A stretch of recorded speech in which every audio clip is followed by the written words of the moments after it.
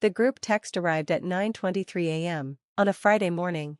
Family dinner tonight at the Grandmont Hotel, 7 p.m. Nicholas booked us the presidential suite. Dress appropriately, Mom. I stared at my phone, coffee halfway to my lips. The Grandmont Hotel, my hotel. The one I'd purchased 11 months ago for $12. $3 million, after the previous owners had bled it nearly dry with mismanagement and vanity projects. The one I'd spent the last year resurrecting from the brink of ruin, rebranding, renovating, rebuilding, until it gleamed like the jewel it was always meant to be. The one my family had no idea I owned. I set the mug down, the warmth fading from my fingers as I opened my laptop. A few keystrokes later, the hotel's reservation system filled my screen. There it was, glowing back at me in neat sans serif letters. Harper, Nicholas, Presidential Suite. Checked in, Thursday. Duration, 3 nights. Rate, $2,800 per night. I blinked. My older brother, Dr. Nicholas Harper, MD, in my hotel's most expensive suite. How poetic. This dinner was going to be interesting. At 32, I'd long ago learned to live beneath my family's expectations, or rather, their disappointment. To them, I was Arya Harper, the youngest child, the dreamer, the one who had wasted her business degree on hospitality management instead of something respectable, like law or medicine. Nicholas had become a surgeon. Cassandra, our sister, a lawyer with her own firm. And I had chosen hotels. My father had once said, not unkindly, but not kindly either, working in hotels is just glorified service work. Arya, you're fetching towels with a title. What he didn't know was that I hadn't fetched towels in years. I owned them. Along with 4 hotels across 3 states, valued collectively at $43 million, my hospitality group, Properties, generated over $8 million annually, not bad for the disappointment of the family. But I drove a used Subaru, wore off-the-rack clothes, and lived quietly in a 1-bedroom apartment I adored. I'd learned early that my family equated worth with display, not substance, so I'd stopped displaying anything. Let them underestimate me, it made life easier. I picked up my phone and called the Grandmont's general manager, David Richardson, a steady, loyal man who'd been with the property 15 years and stayed through my acquisition. He answered on the second ring. Miss Harper, good morning, what can I do for you? There's a reservation in the presidential suite, Nicholas Harper, my brother. Ah, yes, 3 nights, checked in yesterday, is there an issue? Only that there's a family dinner scheduled there tonight at 7, they don't know I own the property. A short silence. I see, his voice softened, understanding immediately. How would you like us to handle that? Treat them like any other guests, I said. I'll be attending the dinner myself. Let's see how the evening unfolds. David chuckled faintly. Understood, I'll brief the staff to be prepared for anything. After we hung up, I opened the Grandmont's quarterly performance report. Occupancy up 34% since the renovation. Guest satisfaction jumped from 3.2 to 4.7 stars. The restaurant now booked out 2 weeks in advance. We'd done it. I'd done it. And tonight, my family would be dining amid the results of what they called my hobby. By 6:45 p.m., I arrived at the Grandmont, pulling into my reserved parking space in the underground garage, the one labeled owner. I wondered if Nicholas had noticed it earlier and assumed it belonged to some faceless investor in a suit. The elevator doors opened to the lobby, and I smiled. Every inch gleamed. The 1920s Art Deco facade restored to its original grandeur, hand-cut marble floors, a chandelier that cascaded light like liquid gold. The staff moved through the space with practiced elegance, not one detail out of place. David met me by the private hallway near my office, his tie perfectly knotted. Your family arrived about 20 minutes ago, he reported. Your brother made several requests. What kind? Extra champagne, earlier room service, and he wanted the thermostat controls moved into the suite, said the temperature was unacceptable. I arched an eyebrow, and? I explained the environmental system is centralized.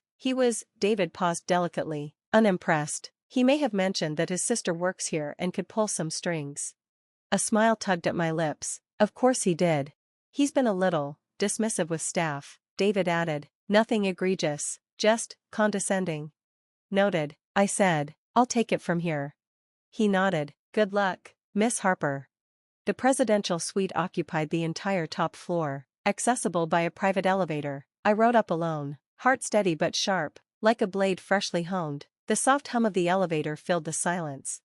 The doors slid open to the faint sound of laughter, my mother's melodic trill, my father's booming baritone, Cassandra's sharp, knowing voice. Nicholas was talking, naturally, dominating the air with a story about some intricate surgery, the kind that made everyone gasp at his brilliance. I stepped inside. "Arya," my mother's voice brightened, then dimmed as her eyes swept over me, my simple black dress, my flats, my unassuming appearance. "Oh, is that what you're wearing? Good evening, Mom." Nicholas turned from the bar, a crystal glass in hand. "Hey, little sister, can you do me a favor? The temperature in here's off. Think you could talk to whoever controls it? It's stuffy." "It's fine," I said evenly. "For you, maybe," he grinned, "but some of us have higher standards. Perks of having a sister who works here, right?" "I don't pull strings," I replied. Cassandra emerged from the bedroom, sleek and composed as always. "Arya, it's been months. Still working here, are you?" "Something like that." Our father stood by the window, surveying the skyline. "Quite a place Nicholas booked. Top floor, presidential suite." He nodded approvingly. "This is what success looks like. Arya, what happens when you apply yourself to a real career?" "David," I said quietly. He frowned. "I'm not David, I'm your father." "I know. I was calling for David Richardson, the general manager. He's supposed to bring the wine list." "Oh." He turned back toward the glass. "Well, we already ordered champagne. $400 a bottle. Nicholas is treating us." Nicholas lifted his glass, beaming. "Only the best for my family. Though maybe stick with the house wine. Arya, this one's probably out of your budget." I sank into one of the Italian leather chairs, the very ones I'd handpicked during the redesign. $3,200 each. Nicholas leaned against one like it was a prop. "I'm fine, thanks," I said, smiling faintly. Mom perched beside me. "So, tell us, dear, still on front desk duty, or have they promoted you?" "I'm in management." "That's wonderful," she said, eyes bright. "What's your title?" "It varies," I replied. "By property." Cassandra laughed lightly. "By property? Arya, you work at one hotel, unless you've been job hopping again." "I work with several," I said simply. Dad sighed, that patient, disappointed sound that had followed me since childhood. "Arya, you need to settle down, build a real career. You're 32, Nicholas was chief resident at your age." "And I'd already made partner," Cassandra added, smiling sweetly. "That's right," Dad said, nodding. "You need stability." A knock saved me from replying. David entered, followed by two servers bearing polished trays and linen-draped carts. He offered a gracious nod. "Good evening," he said. "David Richardson, general manager. I wanted to ensure everything is perfect for you tonight." "About time," Nicholas muttered. "Now, about the temperature. I assure you, sir," David said with flawless composure, "our systems are optimized for comfort." "I don't care about the standard," Nicholas snapped. "I'm paying $2,800 a night. Adjust it."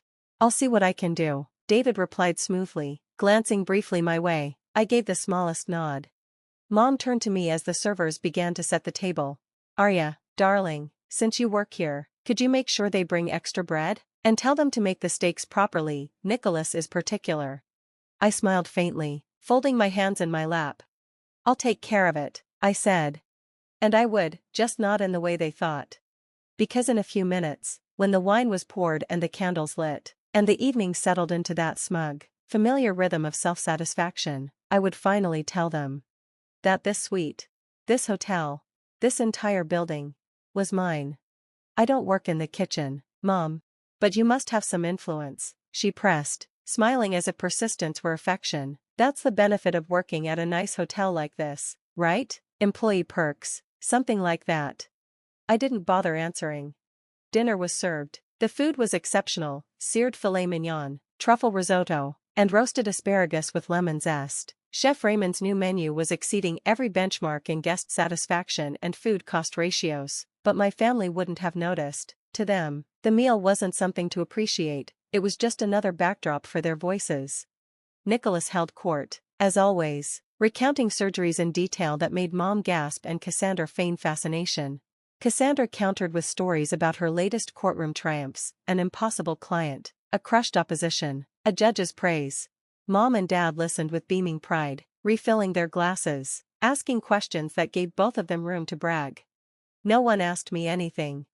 I sliced a piece of steak, medium rare, perfect, and chewed in silence. The wine was rich and bold. A 2012 Bordeaux from the hotel's cellar. I'd bought the case myself last spring. I wondered how long it would take before someone realized they were praising a restaurant I owned. Halfway through the meal, Dad set down his wineglass with a soft clink, his expression morphing into what he likely believed was paternal concern. "Arya," he began, "your mother and I have been talking. We're worried about you." "Worried?" I asked, though I already knew where this was going. "You're 32, he said gently, unmarried, working in hospitality. Have you thought about your future? About retirement? About building real wealth?"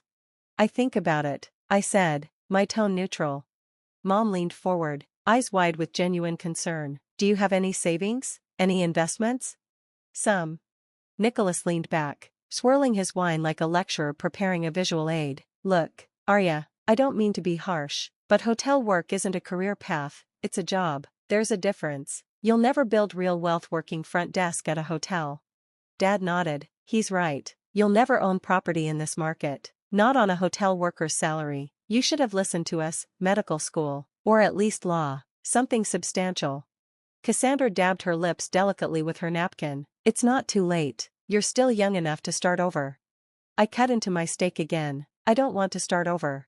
"That's the problem," Dad said, his voice hardening. "You're complacent. You've settled for mediocrity. Look around you." He gestured to the suite, the vaulted ceilings, the gold leaf mirrors, the panoramic view of the city's skyline. "Beautiful, isn't it? Someone owns this. Someone smart enough to invest, to build something lasting. That could have been you, Arya, if you'd made better choices." "Could have been," I repeated quietly, setting down my fork. Nicholas swept a hand around the room. "This is what ownership looks like, Arya, real success. The person who owns this hotel is probably worth millions. That's the difference between people who work and people who own. You chose to be a worker." Mom reached across the table and squeezed my hand, her tone soft but condescending. "We're just trying to help, sweetheart. We want you to be happy, but also realistic about your limitations." I blinked. "My limitations?"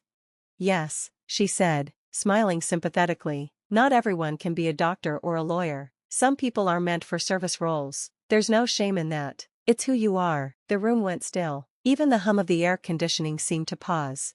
I looked at each of them in turn. Nicholas, smug in his borrowed grandeur. Cassandra, pitying in her certainty. Mom and Dad, basking in the illusion of superiority. I'd spent years letting them believe this, but not tonight. "Can I ask you something?" I said softly. "Of course," Dad said, cautious now. "Do any of you know what I actually do for work?" They exchanged glances. Silence. Mom finally answered. "You work at hotels." "Doing what specifically?" The silence deepened. Even the faint city sounds beyond the window seemed to fade. "You never asked," I said. "In 10 years, none of you have ever asked me to describe my actual job. You assumed, and you stopped caring." "That's not fair," Cassandra said. "We ask about your life all the time." "No," I said evenly. "You ask if I'm still working at hotels, then you change the subject. You've never asked about my responsibilities, my goals, my accomplishments. You decided what my life was, and you never looked deeper." Nicholas gave a dismissive laugh. "Don't be dramatic, Arya. We know you manage hotels or something." "Or something," I said. A knock came at the door before anyone could speak again. David stepped inside, posture crisp, eyes serious. "I apologize for the interruption, Mr. Harper. May I speak with you privately?" Nicholas waved him off. "Whatever it is, you can say it here." David nodded. "Very well. I've been informed by the owner that your behavior towards staff members has been inappropriate. Several employees reported dismissive and demeaning treatment." Nicholas froze. "Excuse me? I've been perfectly polite." "You referred to one of our housekeepers as the cleaning person, told her to hurry up, and snapped your fingers at a waiter in the restaurant. You've made several unreasonable demands that violate policy." "That's absurd," Nicholas snapped. "I'm a paying guest. I demand to speak to the owner." "The owner," David said evenly, "is already aware." "Then get them on the phone." David turned toward me. "Miss Harper?" Every head turned in unison. 4 pairs of eyes, confused and disbelieving. I rose slowly, smoothing the fabric of my simple dress, deliberately plain, the kind of thing people never associate with power. "Yes, David, I said. I'll address it personally. Nicholas frowned. Wait, what? I met his gaze. Your behavior toward my staff has been unacceptable. Snapping fingers, rude language, that violates our guest policy. Your staff? Mom echoed, voice trembling. Arya, what are you talking about? I took a quiet breath. I purchased the Grandmont Hotel 11 months ago. The acquisition price was $12.3 million, paid in cash. I own this property. I own this building. I own this suite you're sitting in. The silence that followed was absolute. Dad blinked first. That's impossible. It's not, I said. David? David produced a sleek tablet, tapped a few times, and turned it toward my family. Grandmont Hotel, he read aloud. Purchased November 2023 by Harper Hospitality Group. Registered owner, Arya Michelle Harper. Nicholas snatched the tablet, staring at the document as if it might rearrange itself. This can't be right. It's right, I said calmly. Harper Hospitality Group is my company. I own 4 hotels, the Grandmont here in the city, the Riverside Resort upstate, the Maritime Inn on the coast, and the Summit Lodge in Colorado. Combined valuation, roughly $43 million. Cassandra's fork clattered softly against her plate. $43 million? My company generates around $8 million in annual revenue. I employ 83 people. I've been in hotel acquisitions for 3 years. Mom's hand had drifted to her throat. But you said you work with hotels. I do, I said. I acquire them, renovate them, operate them. Dad's voice had gone quiet. Why didn't you tell us? I met his gaze. Because you never asked. Every time I tried, you changed the subject. You laughed. You called it a hobby. I stopped trying to make you see. Mom looked stricken. We just wanted you to succeed. I did succeed, I said softly. You just couldn't recognize it because it didn't look like your version of success. Nicholas exhaled hard, still staring at the tablet. I didn't know. That's the problem, I said. You didn't want to know. Cassandra leaned forward, her voice defensive. You deliberately hid this. I lived my life, I said evenly. You weren't interested in it, so you didn't see it. There's a difference. David cleared his throat. Miss Harper, about Mr. Harper's guest status? I turned to my brother, who looked suddenly very small despite the tailored suit and the prestige. The reservation remains valid, I said, but if there's another complaint about his behavior, he'll be asked to leave. David nodded once, understood, then he slipped from the room, leaving the silence behind him. The 4 of them sat motionless, the candles flickered, the food grew cold. Mom finally whispered, I don't understand. Where did you get $12 million? I started with one property, the Maritime Inn, bought it for $1.8 million through savings and business loans. I turned it profitable, leveraged the equity, and built from there. Dad stared at me. Your savings? From hotel work?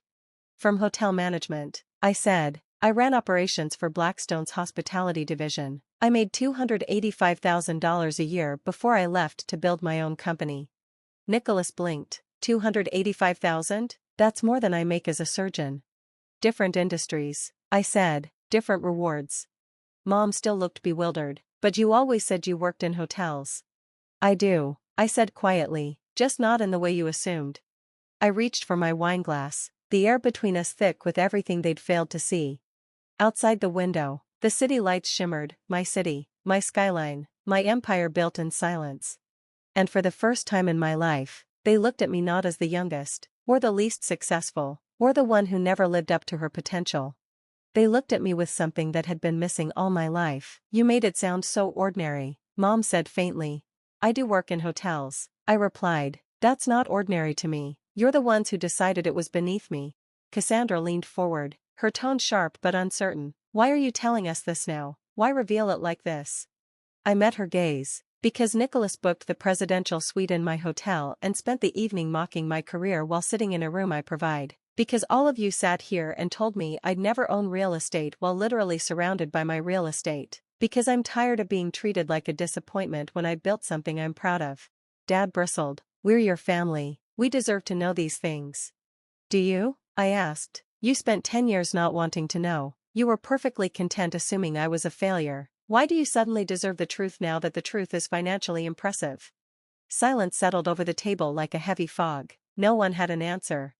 Mom reached for her napkin, folding and unfolding it with restless hands. Arya, surely you can understand our confusion. You never acted like you were successful. You drive that old car. You wear normal clothes. I drive a reliable car and wear comfortable clothes because I don't need to prove anything to anyone, I said. Unlike some people who lease luxury vehicles they can barely afford to maintain appearances. Nicholas flinched, his jaw tightened, but he said nothing. Cassandra frowned. Wait, your car, you said it was paid off. When did you buy it? 2019. You've had the same car for 6 years while building a $43 million portfolio? Yes. She blinked. Actually, that's incredibly smart financial management. It's what works for me. Dad stood abruptly, the legs of his chair scraping against the marble. He crossed to the window, the city lights casting fractured reflections across his face. When he turned back, his expression had shifted from shock to humiliation, and then to anger. You made us look like fools. No, Dad, my voice was calm, almost gentle. You made assumptions, I just didn't correct them. That's the same thing. Is it? I asked. Was I supposed to force you to listen? To make you care about what I was doing when you'd already decided it wasn't worth hearing? Yes, he said, voice rising. If you were building some kind of empire, you should have told us. I tried. I kept my tone steady. At Thanksgiving 4 years ago, I mentioned I was looking at acquiring a hotel. You said, that's nice, dear, pass the potatoes. At Christmas 3 years ago, I told you I'd closed on the Maritime Inn. Nicholas asked if that meant I was cleaning rooms now. Last Easter, I said I was expanding to a second property, and Mom suggested I focus on finding a husband instead. No one spoke. Even the ticking of the suite's antique clock sounded too loud. Mom's voice came out small. We didn't realize. You didn't want to realize, I said. My success didn't fit your narrative of who I was supposed to be, so you ignored it. My phone buzzed beside my plate. A message from David. Everything okay up there? I typed back. Fine, thank you for checking. Nicholas eased back into his chair, deflated. What happens now? Now, I said, you finish your dinner, enjoy the rest of your stay and check out on Sunday as planned. My staff will continue to provide excellent service, as they always do. And us? Mom asked quietly. That's up to you. What does that mean? It means I've spent 10 years being treated like the family failure, the one who didn't measure up, and tonight, after seeing everything I've built, your first instinct wasn't pride or curiosity. I looked at each of them. It was anger that I didn't tell you sooner. That's not fair, Cassandra said softly. Isn't it? I countered. Dad just said I made you look like fools. Not that he was impressed, not that he was proud. His concern was how it reflected on him. Dad's jaw tightened, but he didn't argue. He didn't have to. I rose from my chair. I'm going to leave now. You're welcome to finish dinner. It's excellent. Chef Raymond is phenomenal. I hired him myself. Arya, wait. Mom stood, her voice breaking slightly. Please, let's talk about this. We just did. But we need to process this, to understand. Take all the time you need, I said. I've had 10 years to process being dismissed by my own family. A few hours should be sufficient for you. I walked toward the door, pausing only once. Oh, and Nicholas? The champagne you're drinking, the $400 bottle? It's on the house. Consider it a welcome gift from the owner. And then I left. David was waiting near the elevators, hands folded. That looked intense. It was necessary. He nodded. Will they check out early? No, they paid for 3 nights. They'll stay 3 nights. They're proud people, but they're not stupid with money. Unlike what they assumed about you, he said with a faint smile. Exactly. Back in my office, I poured myself a glass of the same champagne. It tasted crisp, bright, expensive, like satisfaction and endings. Around me, the city pulsed beyond the windows, my city, my skyline, the empire I'd built in silence. My phone started buzzing again. Cassandra, Nicholas, then Mom. I set it face down and turned to my computer. The Austin hotel proposal waited, a spreadsheet full of numbers and potential. The property was undervalued. The renovation estimate was manageable. I started drafting an offer. Half an hour later, there was a knock. David again, quieter this time. Your family is leaving the suite, he said. I thought you'd want to know. Leaving? They have 2 more nights. They said they're uncomfortable staying. Something in my chest tightened, not regret exactly, but something close to it. A small ache for the version of family I'd once hoped for. Process the early checkout, I said. Full refund for the unused nights. He hesitated. Are you sure? I'm sure. When the door closed, I turned to the security feed. The lobby appeared on screen, warm light spilling across marble, bellhop standing ready. I watched my family gather their bags, settle the bill, and walk out into the night. None of them looked up, none asked to see me, they just left. My phone buzzed one last time. A text from an unknown number. This is Cassandra. I got your number from Mom. I just want to say I'm impressed. What you've built is remarkable. I'm sorry we never saw it. I'm sorry I never looked. I stared at the words for a long time before replying. Thank you, that means more than you know.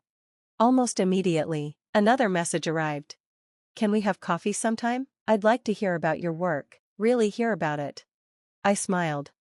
I'd like that. A second later, another text appeared, this one from Nicholas. I was an ass tonight, and for the past 10 years, you were right about everything. I'm sorry. I didn't answer, not yet, maybe not for a while. Instead, I closed my messages and returned to the Austin file. The numbers were solid, the potential was there. I adjusted the offer range, $6, $8, $8 million, all cash, close in 45 days. This was who I was. This was what I'd built, an empire no one had seen coming, least of all the people who dismissed me. Outside, the city glowed like a constellation. Somewhere out there, my family was trying to understand the version of me they'd refused to see. But in here, surrounded by the quiet hum of success and the scent of champagne, I was exactly who I'd always been. Just finally seen.